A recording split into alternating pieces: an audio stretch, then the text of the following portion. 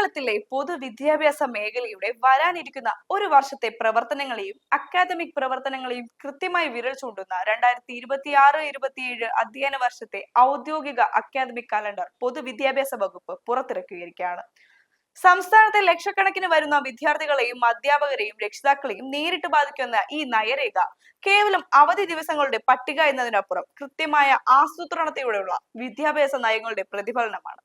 മുഖ്യമന്ത്രി വി.ഡി. സതീശനും വിദ്യാഭ്യാസ മന്ത്രി എൻ. ശംസുദ്ദീനും ചേർന്ന് പ്രകാശനം ചെയ്ത ഈ പുതിയ കലണ്ടർ കൃത്യമായ സമയബന്ധിത അധ്യയനവും പരീക്ഷാ നടത്തിപ്പും ലക്ഷ്യമിട്ടുകൊണ്ട് വിദ്യാലയങ്ങളുടെ പ്രവർത്തനങ്ങളെ പുനഃക്രമീകരിക്കുന്നു. ഈ പുതിയ അക്കാദമിക് കലണ്ടറിന്റെ ഘടനയെയും തന്ത്രപരമായ മാറ്റങ്ങളെയും പരിശോധിക്കുമ്പോൾ വിദ്യാർത്ഥികളുടെ മാനസിക ഭാരം കുറയ്ക്കുന്നതിനും അധ്യയന ദിവസങ്ങൾ തികയ്ക്കുന്നതിനുമുള്ള സന്തുലിതമായ ഇടപെടലുകൾ ഇതിൽ കാണാൻ സാധിക്കും. ഏറ്റവും പ്രധാനപ്പെട്ട മാറ്റം LP സ്കൂളുകളിലെ ശനിയാഴ്ചകളുടെ പ്രവൃത്തി ദിവസങ്ങൾ പൂർണ്ണമായും ഒഴിവാക്കി എന്നുള്ളതാണ്. എന്നാൽ അതേസമയം UP HS വിഭാഗങ്ങളിൽ ആവശ്യമായ അധ്യയന മണിക്കൂറുകൾ ഉറപ്പാക്കുന്നതിനായി 5 ശനിയാഴ്ചകൾ അധിക പ്രവൃത്തി ദിനങ്ങളായി നിശ്ചയിച്ചിട്ടുണ്ട്.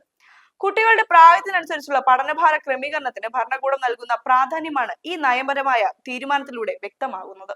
വിദ്യാഭ്യാസ വകുപ്പിന്റെ ഈ വ്യവസ്ഥാപിതമായ ടൈം ടേബിൾ സംസ്ഥാനത്തിന്റെ ഭരണ സംവിധാനത്തിലും സാമൂഹിക ജീവിതത്തിലും വലിയ സ്വാധീനമാണ് ചെലുത്തുന്നത്. ഓഗസ്റ്റ് 10 മുതൽ 21 വരെയായിരിക്കും ഓണപരീക്ഷകൾ നടക്കുകയെന്നും ഓഗസ്റ്റ് 21-ന് ഓണ അവധിക്കായി സ്കൂളുകൾ അടയ്ക്കുമെന്നും കലണ്ടർ വ്യക്തമാക്കുന്നു. തുടർന്ന് ഓഗസ്റ്റ് 31-ന് സ്കൂളുകൾ വീണ്ടും തുറക്കും. ക്രിസ്മസ് പരീക്ഷകൾ ഡിസംബർ 10-ന് തുടങ്ങി 18-ന് അവസാനിക്കുകയും ഡിസംബർ 28-ന് അവധിക്ക് ശേഷം വിദ്യാലയങ്ങൾ പുനരാരംഭിക്കുകയും ചെയ്യും. കൂടാതെ 2027 ജനുവരി 20 മുതൽ +2 പ്രാക്ടിക്കൽ പരീക്ഷകളും മാർച്ച് മാസത്തിൽ SSLC പരീക്ഷകളും മാർച്ച് 2 മുതൽ 29 വരെ +1 +2 പരീക്ഷകളും നടത്തുന്ന രീതിയിലാണ് ടൈം ലൈൻ വിഭാവനം ചെയ്തിരിക്കുന്നത്. ഇത് കൃത്യമായ ഭരണപരമായ സുതാര്യതയും മുൻകൂട്ടിയുള്ള പ്ലാനിങ്ങും അധ്യാപകർക്കും വിദ്യാർത്ഥികൾക്കും ഒരുപോലെ സമ്മാനിക്കുന്നു. ഇത്തരത്തിൽ മുൻകൂട്ടി നിശ്ചയിച്ച കലണ്ടർ പുറത്തിറങ്ങുന്നതിലൂടെ വിദ്യാഭ്യാസ രംഗത്തെ ഇൻസ്റ്റിറ്റ്യൂഷണൽ അക്കൗണ്ടബിലിറ്റി അഥവാ സ്ഥാപനപരമായ ഉത്തരവാദിത്വമാണ് ദൃഢപ്പെടുന്നത്.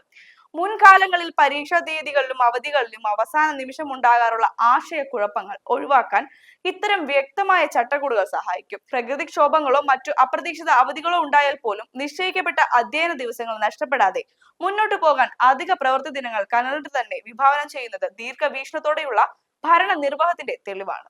ഒരു സംസ്ഥാനത്തിന്റെ പുരോഗതിയുടെ ചാലക ശക്തി അവിടുത്തെ പൊതുവിദ്യാഭ്യാസ രംഗത്തിന്റെ ഗുണനിലവാരമാണ്. അതുകൊണ്ട് തന്നെ പുതിയ അക്കാദമിക് കലണ്ടറിലെ നിർദ്ദേശങ്ങളും പരീക്ഷാ ഷെഡ്യൂളുകളും കൃത്യമായി മനസ്സിലാക്കി കുട്ടികളുടെ പഠനത്തെയും വികാസത്തെയും പിന്തുണയ്ക്കാൻ ഓരോ പൗരനും രക്ഷിതാവിനും ഉത്തരവാദിത്വമുണ്ട്. LP UP സ്കൂളുകളിൽ ശനിയാഴ്ച പ്രവൃത്തി ദിനം ഒഴിവാക്കിയ നയത്തെക്കുറിച്ചും പരീക്ഷകളുടെ ഈ പുതിയ ടൈം ടേബിളിനെ കുറിച്ചുമുള്ള നിങ്ങളുടെ അഭിപ്രായങ്ങൾ താഴെ കമന്റ് ബോക്സിൽ രേഖപ്പെടുത്തുക. ഈ അക്കാദമിക് വിവരങ്ങൾ മറ്റുള്ളവരിലേക്ക് എത്തിക്കാൻ വീഡിയോ ഇപ്പോൾ തന്നെ ഷെയർ ചെയ്യുക.